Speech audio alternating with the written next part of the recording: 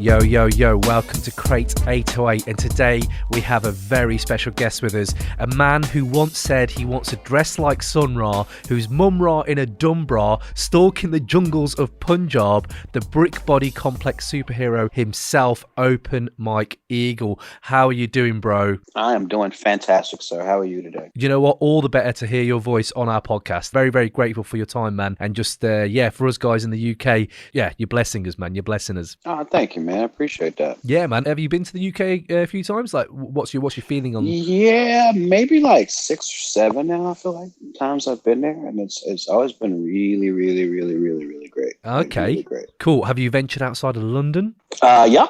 I've been to Manchester and Leeds, and I've been a bunch of places. I've been to Huddersfield. You've been to Huddersfield? Yeah, I played an awesome show in Huddersfield a little over a year ago. Open Mike Eagle in Huddersfield is kind of all I'm about. It was so great. That's what I'm talking about. It was so great. That's wicked, man. Well, I'm from near those ends. It's a area of Yorkshire I'm from, so I'm happy that you repped in Yorkshire. That's just like a nice plus point for me. So brilliant. So a question we ask every guest when they come on: what's the least hip hop thing you've done in the last 24 hours? Let me think. The least hip hop thing. Man, I feel like there's so many to choose from. Oh, I watched a ton of YouTube videos about the latest X-Men run. Okay. Yeah, they've had the mini series that just happened. That's leading up to the new X-Men, and I've read every issue of that. And I watched like 6 or 7 different YouTubers, just do their video, just describing the book page by page. Even though I've read it, I'm watching them over and over again. That is top-notch procrastination. Although not even procrastination, you're probably learning quite a lot there. So, yes, that's quite least hip-hop. I wouldn't call it learning. I wouldn't call it learning. I wouldn't call it learning. Well, no, that's a good answer. I like that answer. I do. I understand. I know you're an 80s baby, right? So yeah, I would just love to know, like, first of all, how you got into hip-hop, like the first few times you heard hip-hop, and just generally in your childhood, how did it play out? Well, I grew up on the south side of Chicago, and there was hip hop everywhere. The first rap I heard was my mom playing Eazy-E when I got in the car with her when I was like 6 years old. Oh, wow. And it was a lot because Eazy was a lot. And this was my mom. And Eazy was talking about getting his dick sucked and trying to sexually assault people while he's performing a bank robbery. It was a lot. That's a lot of balls to juggle if you're doing all of that. It was. She also listened to a lot of Sade and Anita Baker. She also listened to a lot of NWA. That's good stuff, man. That's good stuff. 6 years old, that's really young. One thing I've always found really interesting on artists like yourself, and I mean, there's a multitude of different things you do. You're a comedian, you're an actor, you're a rapper, general all-round entertainer. Do you remember there being a step from being a kind of spectator to hip-hop and taking in the culture to actually actively taking part and participating in the culture? Yeah, I read this book when I was in high school called Bomb the Suburbs by William Upsky Wimsatt. And he was a guy who was a renowned author, but was also a Chicago b-boy. And at the time, I was just like dressing real hip-hop and going to the hip-hop events and wanting to be around. But in the book, he made it very clear that, from an insider perspective, that you couldn't really call yourself hip hop if you weren't performing at least 2 of the 4 arts, at least 2. Oh, wow. Like you couldn't even just do one. So me and my homies, we started rapping, we started breaking, and we started doing graffiti. We couldn't afford turntables, but we did everything else. Oh, wow. That's amazing. So is this like, when was that book published? Is that an 80s book, is it? I think it had to be around 93 when this book came out, and I probably read it 94, 95. I mean, in your childhood, when you were growing up, because I know hip-hop was very prevalent around where you were, what kind of hole did the rap fill? Like, what were you getting from the music and the culture that you weren't really getting anywhere else? Or was it more just like, this is the lifestyle? Well, part of it was, it was just in the environment. It was the everyday music. It was the background music of my environment was rap. And, in listening to rap, a lot of it, the similar experience of watching television for me. It was just like learning about the world through what people were saying in the music, like just like how I would learn about the world through what people were saying on television shows. Because I'm a child or a teenager only having limited experiences, but you're getting the experiences of adults in the world, and learning about the world through osmosis in a way. That's interesting, because just gonna gush for a minute, but there's artists like yourself who come out, and just listening to someone who's affecting, like, your lyrics are so off the wall that it almost makes me think like, I'm a big cinephile, and I love my cinema. So it's people like Michel Gondry and Charlie Kaufman and people like that who definitely make me think differently about my own life. When I started hearing your music for the first time, I was like, wow, like I never thought about my own, but it was very personal. Your music was very personal to me. Soon as I heard it, you're not just spitting, it's a reality rap. Do you know what I mean? Right. For sure. Absolutely. And the thing I got from that was like, wow, like I was very much a spectator for most of it, because I grew up in an area where there was no hip hop heads around me at all. I was like a one brown kid and like 101 white people around me, and it was it was a very different way of growing up than yourself, where you're absorbing it through everyday life. And I never really stepped up into taking part. So I was wondering, where did your creative influences come from? Like your impulse to just be, do you know what, I want to go out and do something. Like, do you know? Could you pinpoint those? Like, is it your family? Well, you mean in a sense of just wanting to perform in general? Yeah. You know, when some kids just want to get up on stage and be the center of attention, that's one thing. But to create something and to write your own rap and not just mimic someone else's, I always found that interesting. Like, do you know where that comes from yourself? Or? Well, I came from ciphering. I came from freestyle. I came from street corner rapping. So like I freestyled for years before I ever wrote a song. So to me, it was literally just about participation, and what people that were around me were doing when it came to rap is they were freestyling. I wasn't hearing people's songs. I was going to spots and people were rapping in a circle. So that's what I started doing. Same with the graph and same with the breakdance. And it was just about performing and doing it, and about it being a meritocracy. It was one of the few things in life where if you were good at the thing, then you would get the reward of being good at the thing. And it was all about the time you put into it. So that was very inviting for me, was to have, to be involved in something that was that rewarding in a very real way, and then songs and all that came later, but it was really just about performing and doing the arts and participating. Because I checked a few of your freestyles, and do you think that freestyling helped you just creatively? Like, do you think there was a big plus? Were you like already on an elevated level because you like to freestyle? I think that what freestyling did for me in the way that I approached it, it helped me get a real solid understanding of like the basis of the kind of rhyming vocabulary in the ether in terms of the English language. Like I used to just be thinking about rhymes constantly. Even if I wasn't rhyming, I was thinking about rhymes. So I had catalogs in my head of like, what rhymes with cannibal, what rhymes with underground, what rhymes with, apple, whatever. I started to just catalog rhyming words and syllables, 2 syllables, 3 syllables, 4 syllables, and try to keep all this stuff as active as in my head as possible, so that when I did freestyle, all of these words were available to me without me having to like dig very deep for them. And I think that when it came to me writing, it gave me a solid foundation of like where I could go based on, where writing a rhyme took me. Yeah, I think just having extended vocab like that must really help, just to have a very big grounding of that, right?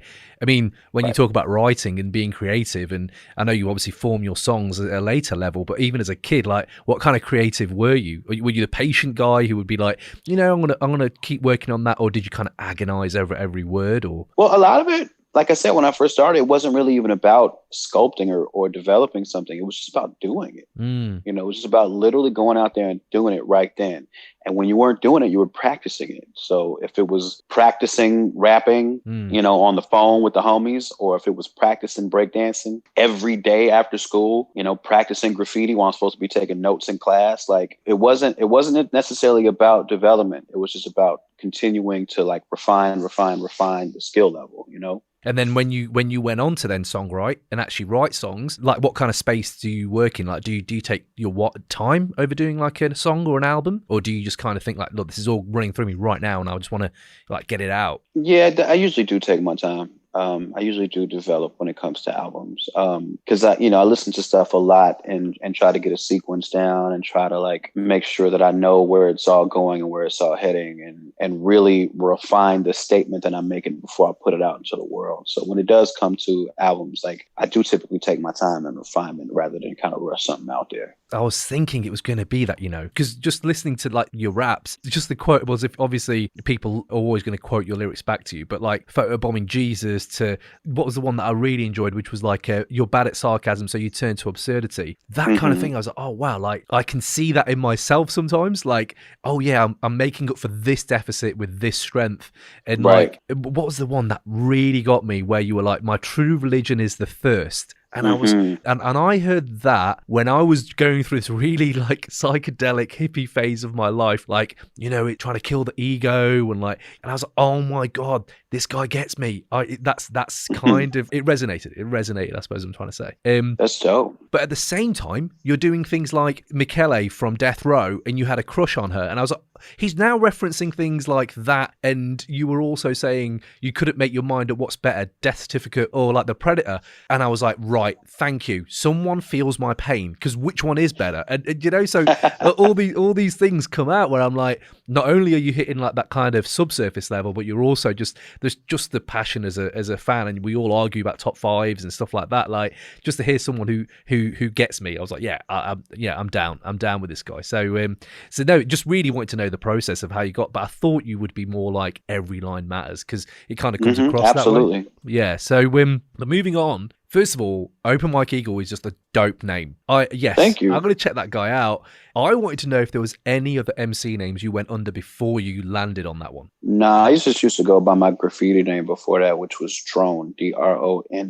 Oh, okay. So, because we talked to Sky Zoo and he was kind of similar. It's interesting how, like, over here in the UK, I think a lot of the people I've talked to, they got into hip hop through breaking and breakdancing. And the few people I've talked to is very small sample size, but the few people I've talked to on the US side, bombing is kind of like a very big inroad. And then obviously you take the tag name and use that for MCing. I've heard that a few times. KRS-One, that's definitely a part of it. If you came in a certain era, then your graffiti name started, was part of your identity going in. So when you grew up, I mean, we can talk 90s rap and like which artist specifically influenced you. But before we do dive into that 90s rap, I was just reading an article and you said that They May Be Giants are one of your big influences. Yeah, that's my favorite band in the world. Yeah. Right. I have not listened to They May Be Giants. Right. So I would. Well, it ain't hip hop. That could have easily been the answer to the least hip hop thing I've done in the last 24 hours. Because this morning I was listening to one of their songs on repeat, and it is not hip hop at all.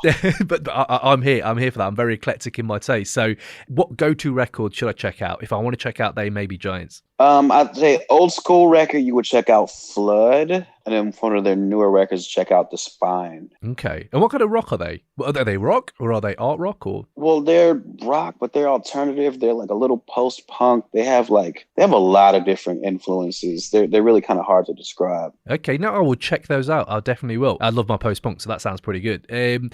So artists in the hip-hop sphere in the 90s, were there any that specifically influenced you, or were you kind of generally into the culture? What really got me was the Native Tongues and extended family. So like Tribe De La, Jungle Brothers, Prince Paul, Black Sheep, Busta Rhymes, that extended family. If you even drawing that line out to the roots and Common when he was Common Sense, like all of that. And then the WuTang stuff. Like the WuTang stuff really, really, really got me. And then, going a little further, people like DITC and Boot Camp Click, So, it was really just not just, but a lot of the 90s, mid 90s New York underground stuff that really spoke to me. Okay. Who's the go-to guy for you in the Wu? Like your favorite member? I really like all of them. I really do. And I like them all for different reasons. Like there's some songs I think that You Got is amazing on. There's some songs I think that Jizza Kills and RZA. I think Method Man honestly is one of the greatest rappers of all time. I'm with you. Thank you for saying that. You Yeah, know, definitely. Ghost is awesome. Like I really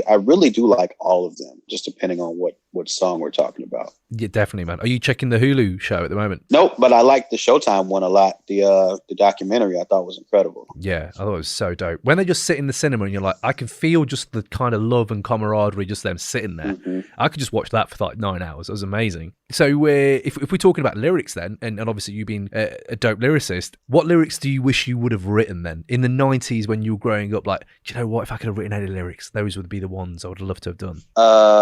De La Soul have a song called "My Brother's a Basshead," which my brother's not a basshead, so I don't want that experience. Mm-hmm. But I love the song. Like I love just that level of like vulnerability and putting out his pain.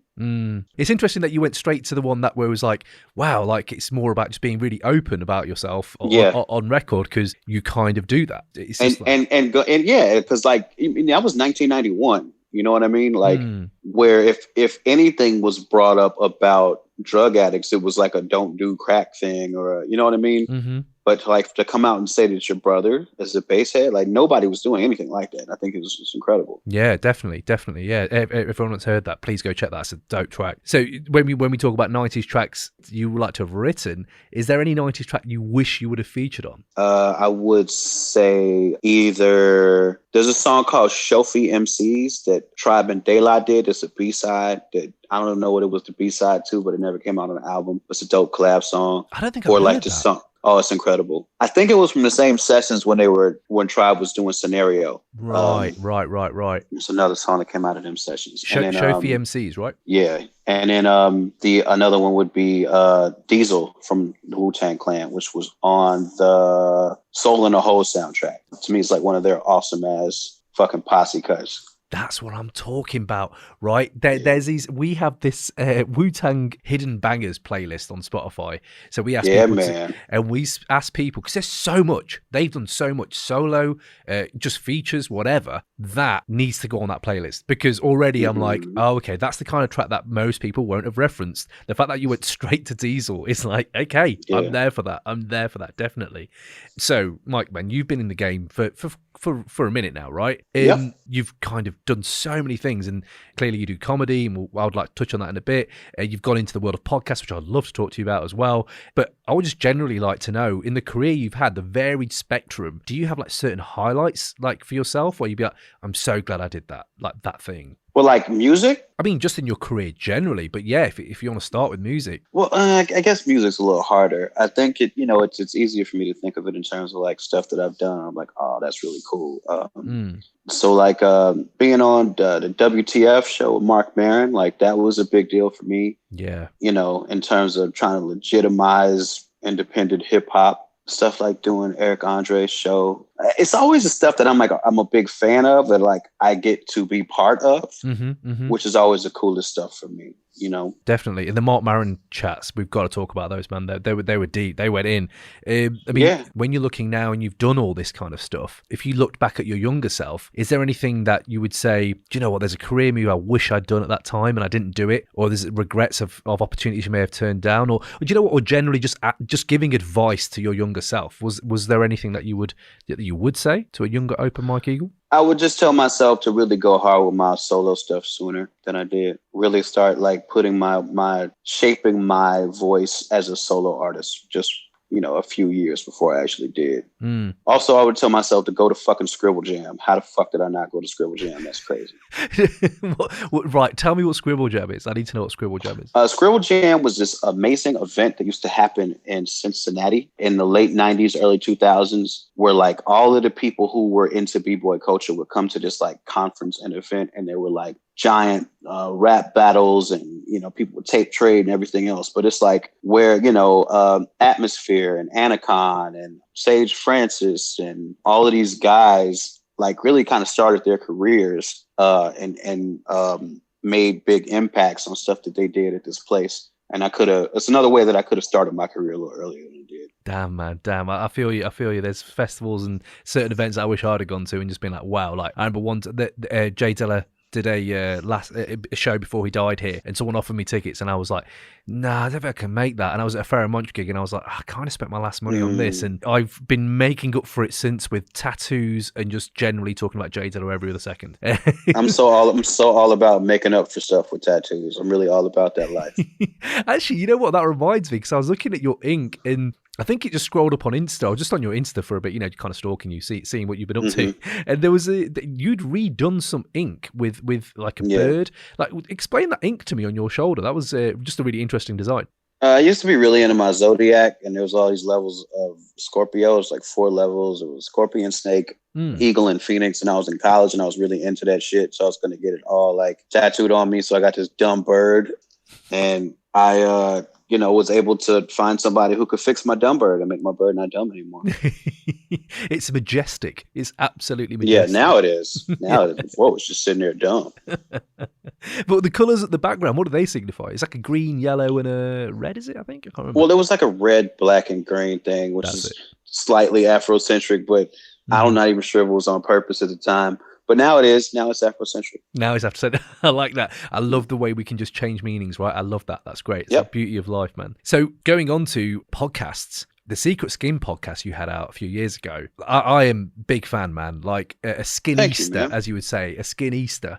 I'm sure you had loads of different names for them, but I remember these, and they were like, it's just because I've been into podcasts, I've been producing for quite a few years, and I never presented because I'm not like really a presenter. I like to be a producer, but hearing that, I was like, wow, there's a casualness, and you kind of get a lot from your guests. The weird byproduct of podcasts that you said to me, you didn't say it to me, but your podcast said it to me, and I was like, oh my God, now I'm doing a podcast.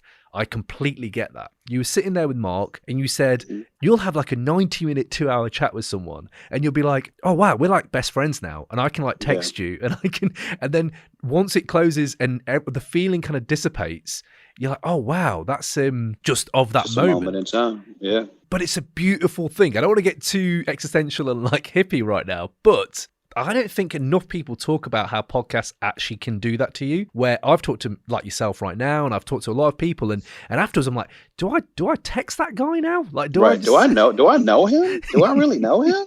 I don't know if I know him. yeah, right. The wedding invites are going out. Should I just send one just in case? Like that kind of thing. You know what I mean? Where you're like, maybe we do that. But the Secret Skin podcast generally does do that, because it's got like, you feel like you're in the room, but I don't know however long they last, but it feels like you've been there for a while. You're like, wow, I got a lot from that episode.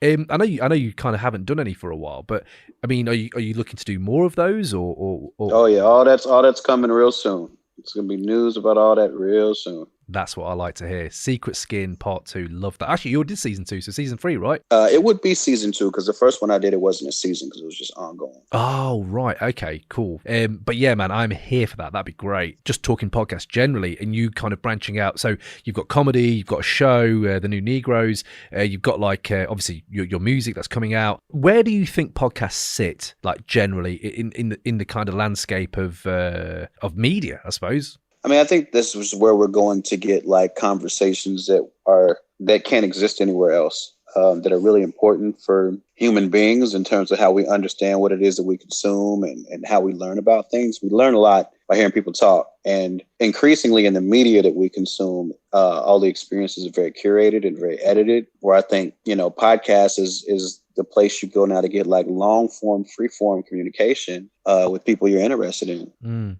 Yeah, definitely. Do you see the future of that? Like, I know there's a lot of money being pumped into pods just with Gimlet and people like that. Like, what do you see for the future of them? I mean, I think it's such a free form medium that like it's just going to keep on developing into something that becomes more and more ingrained in all our lives. I think it could potentially be like that. I don't know how many pillars there are, but let's say 4th pillar of like broadcasts, where you're like, oh yeah, everyone just kind of gets their stuff from that. I was going to ask you, like, what do you think they provide in a creative avenue sense? But do you think it's more of that, like creatively, it's just more about communicating and communication? Yeah, I think it is more about communication. It's more about uninhibited type of communication, like communication where isn't a lot of producers necessarily involved in curating how the conversation works.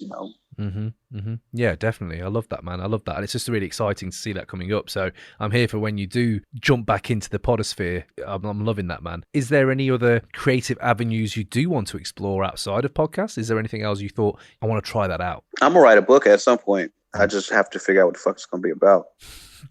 But you know what? Just you writing a book is kind of like, oh yeah, that makes complete sense. Like, yeah, right. Okay. I can see that. I can see that. I think you wrote something about the Roots for a publication. That was deep, because that album again is we debate albums and revisit albums on this podcast from the 90s, and man, that said a lot back then. That still resonates today. So yeah, man, I appreciate you going in on that album, because I really needed that. So yeah, fair play to you, man. Thanks, man. So yes, I'm here for the book and the podcast. I'm here for all of it, man. Always. I'm consuming media more than I actually parent nowadays. Well, I'll make sure I let you know about all of it then. Definitely, man. Definitely. Yes. Hey, if you want to just come on here and just read, I can just step back and just give you the mic and be like, look, here we have Open Mike Eagle reading a chapter. I'd be here for that. I'm here for that episode. I'm here for that episode. 1 2 1 2, you know what it is. This your man SKYZOO Sky Zoo, live at the borough. And this is the Crate 808 podcast. Make sure you subscribe, rate, review, and most importantly, share that love and put your peoples on. Crate 808, one time. Just going on to a few more of our staples that we usually talk about. I mean, you've worked with artists, producers, DJs, comedians, and I would just want to know, like, do you have a list of top 5 MCs? MF Doom, Busta Rhymes, Breezely Bruin, who else? Dang. And then it gets into like 5-way tie mode. You know what I mean? Yeah. And they all trying to change every day, yeah. Yeah, Slick Rick and Method Man, and there's a ton. Black Thought. I can see the lineage of where your music comes from through just those, like you said. Like Busta Rhymes is one that always gets spoken about, and not just because he's loud and rah, rah, rah, but generally, like, it's very hard to be that individual on a track. Like, you can't just jump on scenario and like kill it when there's that many other stellar MCs with you. Do you know what I mean? Absolutely. Yeah, man, definitely. And then we also ask, which 90s artist do you think has aged the best? Again, I'd have to go with Slick Rick there. I think Slick Rick is. If you heard any verses from him in the last like 5 years, it's proof that he's like one of the greatest of all time. Because not only was he dope to begin with on his own music, he's one of the few that's been able to adapt his style and make it still dope. Yeah. Even now. Yeah, so conversational. Yep. So slick, I suppose. But yeah. Have you ever seen him live? I've seen him live one time. It was awesome. Yeah, definitely, man. Would you say when you were growing up in the 90s, were you more Biggie or Pac? Actually, I didn't like either one of them, because I was so all about the underground that both of them were just like, to me, they were both like mainstream. You know, they weren't making music that resonated with me. Now, as I got older, I started finding some stuff from both of them that did. I still probably lean a little more Biggie, but at the time, I wasn't into either. Oh, wow. That's interesting, man. I can see it. I can see that, definitely. But yeah, they were just so monumental. With us growing up here, it was like they were just everywhere. And they were kind of your inroads after Snoop and obviously Death Row and stuff like that. And then Bad Boy, they were just so big. In the UK, they were kind of like, oh, your inroads to the underground.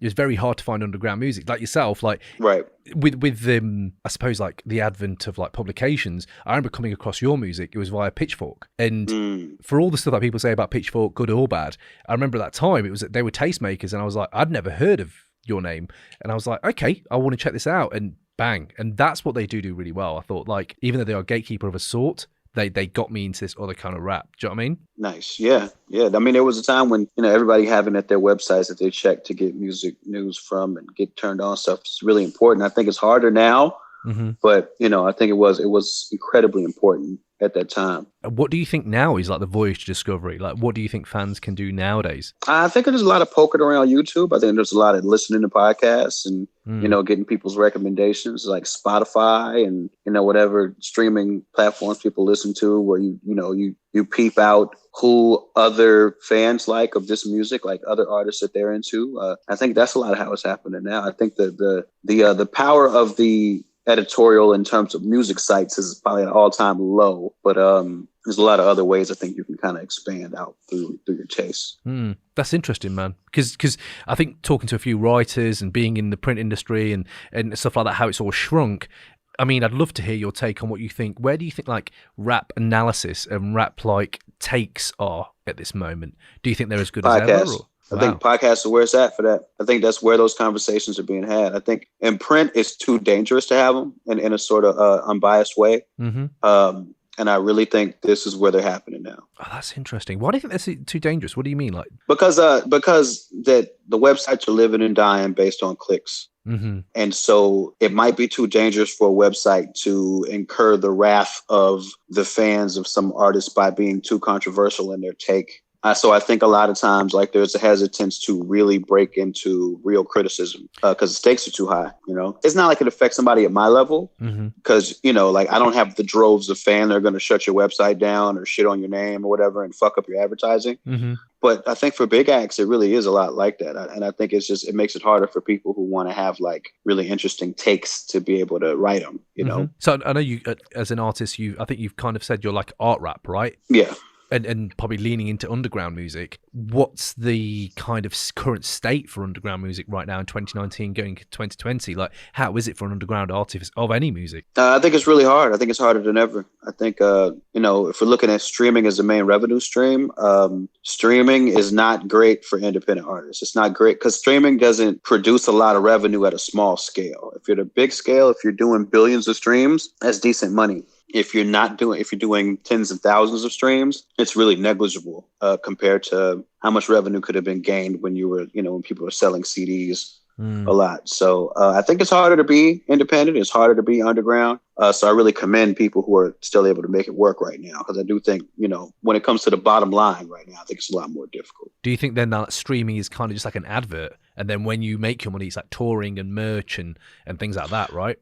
No, because that's how you always made your money. But you used to also make more money from selling music. And that money's just gone. And the tour money isn't replacing that money, you know? It's literally just cut from your earnings. It's just cut from the pie. Damn, man, I got more respect for your music now hearing that than, you know what, it's quite a sad state of affairs. Again, like, what do you do about that? Like, I mean, this is the thing. When you do hear someone from underground, I should really try to keep that in my mind. Like, it's about when people say, like, oh, you know, that guy's put 10,000 hours already before you hear his first song. He's already put that into his craft. And I suppose with underground artists, it's even more like, so kind of Griselda, like, you don't know the graft they've had to do to get to where they are right now, right? That's true. You don't. Yeah, man. But like going into the other thing that you talked about, like when we talked about comedy, just yourself as a comedian, was there something helpful in freestyling and being a rapper and someone who'd kind of honed a craft when you went into the format of stand-up comedy? Did you find it easier, or was it all starting from scratch? I think I kind of know how to say something with a certain impact from rap, but you know that it is two different crafts. It is certainly two different crafts, and there's some general similarities, but you know, in terms of the putting in time to get good, it is starting over at zero. Yeah, because just listening to your stuff now, when your videos, so we don't get the New Negroes here, but like the YouTube videos, the ones that you've done, one with MF Doom, which was really good. You did one with Method Man, Eat Your Feelings. Everyone should just go check that out, by the way. That is stellar. Please do. Right? I mean, how did that come about, the Eat Your Feelings video? That was amazing. Well, every episode had a song that was written off of the theme that the episode was based off of. And so that episode was based on wealth. And, you know, we thought of a way to try to flip the concept of wealth and actually consuming the wealth itself rather than consuming goods, you know. And you're actually physically eating your feelings. That's amazing. You're right. Yeah, man. That's dope. That's so dope. Did you have like comedians when you grew up? Like, was comedy like one of the things you had in your kind of arsenal? Or absolutely. I mean, I love stand-up comedy. That's like we were saying earlier about like the ways that I used to find out about the world. You know, another way was through listening to people on stage tell stories. Like that was a very important way for me to learn about how the world worked and how people operated inside of it. And were there people that you, like specific comedians, or you were like, wow, that guy, I get it? I really like Billy Connolly. I really liked Gallagher, honestly. Okay. Robin Harris, Martin Lawrence. I would watch any stand-up comedy when I was young. Any. Like literally any special on HBO, Comedy Central, all of that. I would just watch anybody because I just really like that as an art form. Yeah, man. Oh, that's great. Connolly's a great shout, man. Like over here, he kind of was just. I think they had this stat where the TV ratings only went up if there were two people on TV here, and that was either Muhammad Ali or Billy Connolly. That's awesome. You're like, wow, that's where he was operating. Fucking dope. Yeah, man. That's where he was operating. But yeah, man, he had a voice, and yeah, I mean, I grew up with him as well, and yeah, that was dope. And it's interesting talking to you as a comedian because I have no history in comedy, but I know it was there from a kid. Like Bill Hicks, like to this day, Bill Hicks is amazing. Yeah, to this day, George Carlin, Mitch Hedberg, amazing. Yeah. Definitely, and those guys were the people that we grew up with, and we had people like now we have like Steve. I don't know, Steve Coogan's not a stand-up anymore; he's a comedy writer. But Steve Coogan would be doing that, and yeah, wow, man, yeah, definitely. I think there's a very strong comedy strand that I don't know. There's a passion in hip hop, and what I love about hip hop is when you're just speaking the truth and no one's telling you like you can't. So like yourself, you do that as well. But like comedians, once you get on that mic, no one's kind of like telling you can't, right? Unless you're being televised. Right. Exactly. And I love that. I love that as an art form. I mean, just talking about the comedy. First of all, big up to the Dad Bod Rap Pod. You were on there recently, and you were talking about comedy and freedom of speech. Now, I'll leave it for that interview. You should go check out that podcast because you were really good on there, and you did talk about like Dave Chappelle and Bill Burr and their latest specials and stuff like that. But I really wanted to ask you, like, what do you see for the future for stand-up comedy, like in the mainstream? What do you think? Where do you think it's heading? I think it's figuring itself out right now. I think it's at a fork in the road, and it's going to figure out whether or not it's going to be about going at the powerful in society, or if it's going to be about just kind of protecting itself and its own ideals. And I think that's kind of what we're watching play out from day to day. So, yeah, do you think like people, so you were saying on the other podcast that the targets have changed? Like, yes, absolutely. So people are going for like more of the weaker people rather than the actual people in power, which is true. Yeah, punching down rather than punching up. Yeah. Yeah. So everyone, do go check out that podcast. It's dope. So moving on to some of our listener questions, though, we had a few people talking, chip in for some questions for yourself when they knew you were coming on. And one of our boys, MF Gloom, he's like one of our go-to fans for this kind of stuff. He wanted to ask you. He's got a bunch of questions, but he basically said like, you love wrestling, right? So yeah, your favorite hip hop related thing in pro wrestling. What is it? Probably when I wrestled my match. I don't know if I could come up with a more impactful one for me than that. That's good. Did you win? Yeah, I did. Boom. There you go. Did you win a belt? No, it wasn't for a title. It was a grudge match. It was a grudge match. Explain. Yeah. Explain. It was just me and a wrestler had a beef on the internet, and we flipped it into a match. Fair play. See, I'm not into the wrestling thing, but a lot of people I work with are. So yeah, I need to now check that wrestling match out. Fair play for winning. Good work.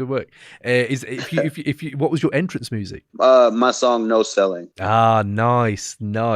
If you had to have a '90s track that was your entrance music, what would it be? Probably "Bring the Pain." Yeah, all day long. Yeah. If you could see a Hell in the Cell triple threat '90s rappers. Boom. Who's the triple threat? Who's going in? Let's go Buster. Let's go Rock from Helter Skelter, and let's go Freddy Fox. Oh, mate, I've got a feeling Freddy might win that. I don't know. That's good. I like that. That's really good. I thought Big Pun was going to get in there. Yeah, I didn't think him fast enough. Big Pun would have been great in there. That would be quality. But yeah, man, that's great. That's wicked. I need to get more into the wrestling tip just to see that fight now. So when we were talking about hip hop culture and obviously where you're coming from at the moment and where you're going to go in the future, this last decade in hip hop generally, has there been like favorite artists or albums that you think, you know what, yeah, that one I'm going to kind of cherish for forever, kind of thing? I mean, anything Doom does, man. You know what? The MF Gloom as well did actually ask, what is it about Doom? Why does it resonate with you so much? I think it's just his writing style is just really, it's really effective for me. Like how I can kind of, because of how conversational it is and how full of wordplay it is and how full of humor it is, it just really resonates with me, you know? Yeah. I can see the thread there. Yeah, for sure. Are you going to do a collab? Got to do a collab. We've done a couple. Well, but I mean, we can't. I'd love to do an album with him, but we had a couple songs, and I was thinking both of those are amazing for me. Yeah, definitely. Just to even be on a song with him, Yeah, the one with the Police is great. Police myself is thank you, banger, man. That's a banger. But yeah, no, I was thinking as a project, like there's a lot of collabs come out recently. Like generally, more people are collaborating, which not more people, but there's a lot of good collabs, and DJ Muggs and people like that, and Matt Comey and stuff like that. Like, yeah, man, I'm here for like just the crossover stuff. So if you could please do that just for me, that'd be great. Thank you. I'd love to, man. Yeah, man, definitely. So did you have anything else you wanted to plug generally? Well, I got some shows, solo shows in the Midwest in the U.S. and in New Negro shows along the coast in the U.S. So if any of your stateside listeners, please check those out. We'll be around your town in November. And are you thinking of, I know you got a new track out, The Edge of New Clothes. Again, banger. That is a great track. Thank you, man. Is that going to be on a project of some sort, or is that going to be just yeah, but I'm not talking about that yet. Ha, ha, ha. That's real secret. Can I ask what's driven the newest work though? Like mentally, spiritually, like where are you? Well, all of that kind of has to be reserved for when I'm really ready to talk about their project. That's fair, man. It's all going to be very contextual. So I'm gonna be speaking on all of that when the stuff is kind of ready for the world. Yeah, man, we're here for that. We're here for that, definitely. So, man, thank you for coming on. I really appreciate your time, and I know that time is precious nowadays, and people are in a rush to do everything quickly. So I appreciate you coming on and just talking to us. Yeah, definitely. No worries, man. Thanks for having me. No, man, definitely. And if you have when the new project comes on, if you want to promote or anything like that, mate, more than welcome to come back on. The doors are always open. Or even if you feel like if you want to do a 90s album and talk about one, and you have the urge just to get on a mic and do it, we're here. So yeah, we'll be here for that as well. Appreciate you, man. Thank you. But if you could just leave us with our last question, we always ask all of our guests: what's the last great music you heard? Could be old, could be new. Just the last thing you heard where you thought that was great. They Might Be Giants has this album called Phone Power, which is not their most recent album, but it's the one right before that. That I really started listening to a few months ago because I kind of missed it, but it's incredible. I love it a lot. Okay, I will check that. I will definitely check. I need to start making a playlist of these because we have such eclectic taste from jazz all the way to that now. So yes, I'm going to have to do this. So thank you very much, man. We will catch you on the flip side, okay? All right, man. Thank you, man. Peace. Take care. Peace. Well, there you go. That was Open Mike Eagle, the rap absurdist himself, blessing us on Crate 808 with his thoughts and just general unique insights in the rap comedy podcast sphere. So yeah, I really hope you enjoyed that. We certainly did, and looking forward to the new projects. So all it leaves me with is thank you very much for everyone hopping on, just talking to us. We're getting a lot more exposure, which is always good. Thank you for the latest guests that have been on. Rob Percy, you killed it, bro. We've got Ill Will coming on soon. We've got DJ Sarah Love. We've got Doc Brown. We have a few in the can, and yeah, man, just all of you out there, all the fans. Yeah, man, we're doing it for you, really, because you're the guys that kind of driving us to do all this, and we're enjoying the feedback so far. Just waiting for that dip now. But yes, so if you could please go out there, rate, review, subscribe, all that boring stuff people usually say, it does genuinely help. So if you can get out there and do that for us, that would be great. You can check us out at crate808.com, crate_808 on Instagram, on Twitter, Facebook, we're YouTube, we're all over there. And yeah, check us out, man. Interact with us.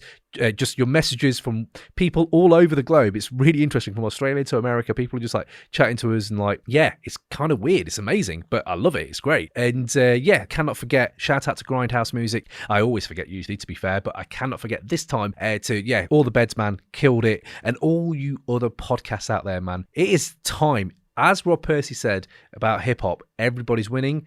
Podcasts, everybody's winning right now. Mogul dropping some really emotional stuff out there. We've got the Dad Bod Rap Pod. I mean, the insight on that is amazing. So yes, fair play to you. The Notorious POD doing your thing, bro. Fair play to you. Shotgun the Orcs. The UK needs more people like you. So yes, all of you, big yourself up, and I shall catch you on the flip side. Boom.